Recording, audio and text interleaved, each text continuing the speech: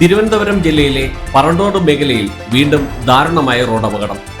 വലിയ കലങ്ങ് മുള്ളൻകല്ല് CSI പള്ളിക്ക് സമീപം താമസിക്കുന്ന ആക്കൂബ് 22 അപകടത്തിൽ മരിച്ചത്. ബിൻസ് ജയശ്രീ ദമ്പതികളുടെ മകനായ ആക്കൂബ് ഡിഗ്രി പഠനം പൂർത്തിയാക്കിയ ശേഷം സമീപത്തെ ഒരു പാൽ കമ്പനിയിൽ താൽക്കാലിക ജോലി നോക്കി വരികയായിരുന്നു.